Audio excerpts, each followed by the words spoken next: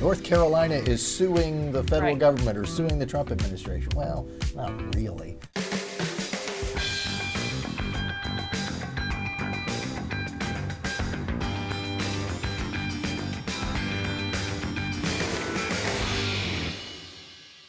Hi, and welcome to the Debrief. This week, a spotlight on big government spending and some new tools to help you keep track of your money. Plus, you will not believe where all the money for the 2024 elections came from.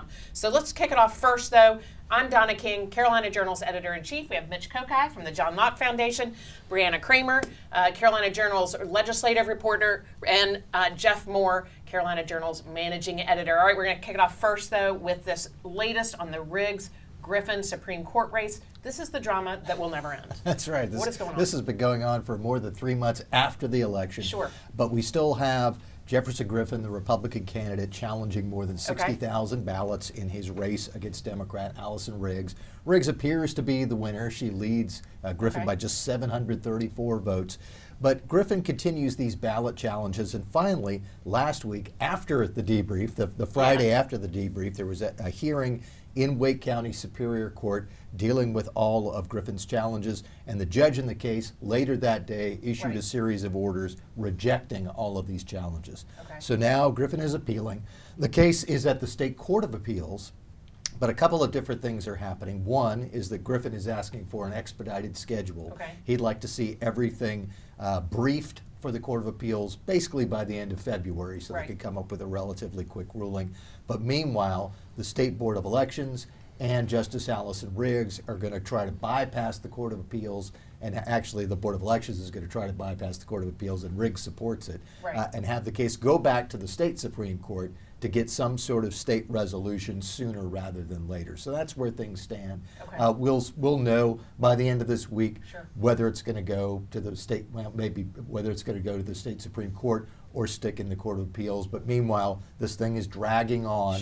As it does, Allison Riggs continues to sit on the state Supreme Court. She was an appointed incumbent and will continue in that job until this is all resolved. And Jefferson Griffin still continues to serve on the State Court of Appeals. Well, the big question for me, though, on this one is there a way to audit the returns on this, the ballots in this race? The thing is, it's going to be very hard to do anything with ballots that were cast on Election Day. Now, ballots that are cast early, mail-in ballots, all of those you can kind of retrieve them because you know how they came in. They're marked in a particular way. Ballots that were cast on Election Day really is, if not impossible, almost impossible to go back and tell who cast which ballot, which is one of the problems here. Because some of the things that Griffin is challenging involve ballots in which you have some that were cast on Election Day and some that were cast in other ways, and you will end up treating these ballots differently if you go along with his challenges. All right, we'll be watching this really closely. Thank you for the update. As we let's go over to this. The numbers are in, some big bucks. Brianna has really huge bucks, actually. Brianna has the latest. The state election, 2024, tell me where all that money came from. This is something we've been tracking for a long time. You have a great story up on carolinajournal.com, and we're talking millions and millions of dollars. Yes. What did you find out? That's right. So new data recently came in on the North Carolina State Board of Elections website. So we wanted to break it down and kind of dig into the numbers for the whole 2024 election. So we looked at the two parties, Republican and Democrat, to see how much of their fundraising came from North Carolina donors in the state versus out of state. And what we found is that over 70% of the Democrat Party's individual donors were out of state, versus Republicans, over 70% of their individual donors were in the state. So it's a huge inverse between the two parties. So kind of diving a little bit more into the numbers. The Democrat Party raised $5.4 million from individual donors, of which 4.2 came from outside of North Carolina, so that's 78%. So that's a big influence from out-of-state donors into North Carolina's 2024 election cycle. So pretty significant. And then on the Republican side, they raised $3.9 million, of which $2.8 million came from in North Carolina, so 71%, and then about 28% came from out of the state. So very opposite between the two parties, and very significant in terms of where their base is and where they're getting their money from. Absolutely. Now, you've been Griffin over there. You've sat on the other side of the desk there at the party. Tell me, what does this say about the importance of North Carolina's election in the grand scheme of things if so many individual Democrats are donating to elections here? Yeah, well, in the lead up to the 2024 election and in the few cycles before that, North Carolina has become more and more prominent along the way as a swing state, as a battleground. You see a lot of attention here from the presidential candidates. I'd lost count of how many times they're actually coming through North Carolina. Once or twice a week. So it really speaks to the critical nature of North Carolina, even though the Republican presidential candidates have won the last several cycles here in North Carolina. We've got Democrat governor. The Democrats keep winning the gubernatorial race, and so you've got a real microcosm of the struggles that go on nationally between the two parties existing right here in the state of North Carolina. And so I think you'll continue to see that national focus coming to North Carolina. But on the discrepancy between the two parties, I think it speaks to, you often hear rank and file Republicans complain that Democrats always are singing from the same sheet of music, and the Republicans seem more disorganized or a little disparate and kind of all over the place. You see it reflected in the fundraising too. It's more of a top-down structure where they have the national narrative that they all play into. You see the fundraising coming from outside of the state. In the Republican side, you see it more of the individual donors in the hodgepodge in North Carolina, where it's more of the bottom-up kind of movement in the fundraising Act too. Blue. I mean, that really consolidates their donating. It really does, and it focuses everything that way, so it goes into that top of that funnel, and then it works its way down to the different areas where they want to put those priorities. So, yeah, that fundraising is very interesting, but reflective of some broader trends, I think, between the parties. Top down. What about the vehicle, the funding vehicles? We've talked about that before. Yeah, I mean, it's interesting that you mentioned you've got those easy ways for Democrats to funnel money into North Carolina, and I think that is part of the strategy. You look at one of these deep blue states and say, hey, you want to give money to politics? Don't worry about our races here where the Democrats are bound to win. Go into a state like in North Carolina or another state that Democrats think they might want to like flip. holding the line here. Exactly, and throw the money in there, try to have those wins. That would be a hard case to make for North Carolina Republicans. Throw your money into other states because you need that money here since it is a competitive state. This is a state that probably, if you look at the last few election cycles, is in a generic candidate on one side and the other, probably slightly more Republican than Democrat, but not a lot. But not a lot. And it can go either way. If you have a really bad Republican candidate and a decent Democratic candidate, the Democratic candidate can win big. See Josh Stein. If you have a really strong Republican candidate, that candidate's going to win, but it's not going to be a blowout. So that's one of the reasons why all of that money is flowing in here, because Democrats think, well, you know, we've got New York, we've got California, but we could get North Carolina too if we just put in enough money. Very interesting. All right, so speaking of tracking your money, we're going to go over to the dashboard. So there's a dashboard now to track Hurricane Helene recovery money. So this is really good because we've been talking a lot about transparency and where's your tax money going. We're seeing it at federal level, we're seeing it at the state level. Jeff, fill us in on this dashboard so anybody can go in and see how much money is being spent. Yeah, it's the first big step towards transparency. And one of the biggest issues we've had of all the recovery efforts in the past several years actually is the question marks about how exactly the money is getting spent, how it's not being spent. I think for years the Hurricane Matthew disaster relief funds, it was in the 90 percentile that wasn't actually distributed and spent yet. So Bullock in his new position making a lot of moves toward transparency to set that up, and consistent with the themes we see nationally with all the DOGE efforts and everybody's focus on efficiency in government and transparency. That's a good step in that direction. Absolutely. What do you think?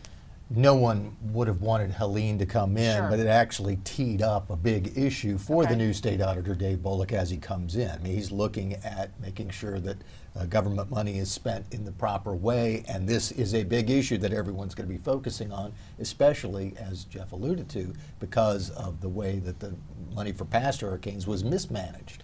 Everyone's going to want to make sure that all of these tens and hundreds of millions of dollars, probably more than $1 billion, maybe even multiple billions by the time all is said and done, that gets spent on Helene.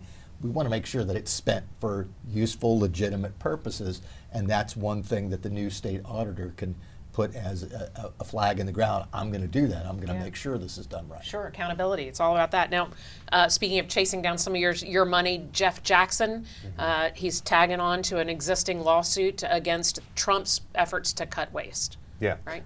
So there's a lawsuit against the cuts to the NIH funding for National grants and medical Institutes of research. Health, yeah. National Institutes of Health. They grant out about $45 to $50 billion a year to about 50,000 different grantees throughout the nation. So you got a bunch of that coming to North Carolina and the medical research institutions we have here, their universities. So he's joining a lawsuit with 20 other states. It's about the third or fourth time in his young tenure, I think, that he's joined a lawsuit, which is going to be a pattern that you'll probably see with his kind of a partisan AG role in the mold of Stein and Cooper before him. Right. You got a big topic, an issue that's getting a lot of attention. You tag along with that lawsuit, you get your name in the paper and on CarolinaJournal.com and talk about that, and you score some partisan political points while also dragging North Carolina into it. So North Carolina, led by a Republican legislature, but the Democrat AGs are often pulling the state into lawsuits on the Democrat side of whatever issue it is. But with this one in particular, it's another efficiency item where the Trump administration was directing NIH funding to lower its coverage of indirect expenses for the grants. So they lowered it from, is an average, $45 billion in 2023 in grants, about $9 billion in indirect costs, and so that's about 20%. So they lowered that to 15% for the allowance. Right. And so that's not much of a move, but you have institutions like Harvard, Johns Hopkins, Yale, their indirect costs were as high as 69%. So if they got a grant, if they got a grant for $1 million, $690,000 was going to go to administrative costs and overhead, and to organize whatever scientific research is going to be going on. Right. So this really is one of those issues where a lot of money is getting spent and a lot of it's getting wasted. And so the NIH actually came out and said that they want to make sure that as many funds as possible are going toward direct scientific research versus the overhead and administrative costs and those indirect costs. So, but you've got a lawsuit now, 21 states in total. We'll see how that shakes out. It's probably one of many that will come along with some of the more aggressive actions of the Trump administration and the aggressive responses from people on the other side of the aisle that want to protect some of that funding. Well, that's kind of the challenge for somebody like Jeff Jackson. I mean, North Carolina voted for Trump. They voted for some of the things and the idea of cleaning up government waste. How does he follow the will of the people who elected Donald Trump, but also kind of carry the water for those who were opposing him?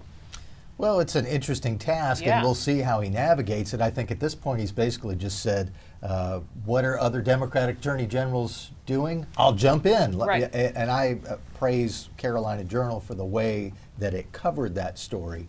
Because other media outlets said, North Carolina is suing the federal government or suing the Trump administration. Well, not really. What happened is a bunch of Democratic attorneys general decided to file a suit, and Jeff Jackson said, yeah, I'll do it too. And as Jeff mentioned, he's done that now 2 or 3 times. He's probably going to do that anytime the Democratic attorneys general decide they're going to get in a suit.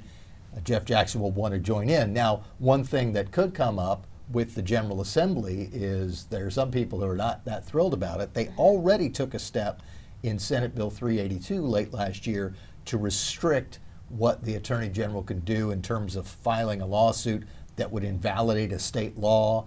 And if there's a suit that the Attorney General's in and the General Assembly is also in, the law says our lawyers trump you and your lawyers and you have to follow what we're doing. That hasn't come to play yet, but we'll see if that happens.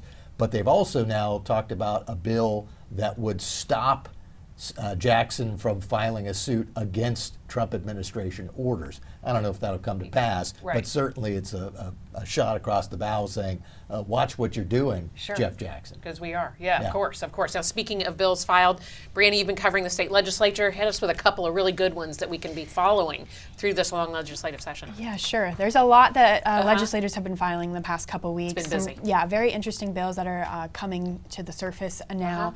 Just on Wednesday night, Senate Bill 24 passed in a 30-15 vote, and that is an effort to curb the state's high health care costs. So it's really interesting because a Forbes report last year showed that North Carolina has the highest health care costs in the country. Wow. Which is very surprising, and so state legislators want to address that issue. So this bill requires any new government health insurance mandate to be offset by the repeal of an existing one. So they're just trying to tackle these high health care costs that we're seeing, that they kind of point to government overreach almost, and government mandates as part of the effect in having these high health care costs. Legislators pointed to the Affordable Care Act as a previous example of when you get government involved, health care costs can go up from there. So that passed the Senate, and now it's making its way to the House. But the House also had a companion bill on that, so we should expect action in the House on that one. Okay. But there's some other interesting ones that are moving through committees.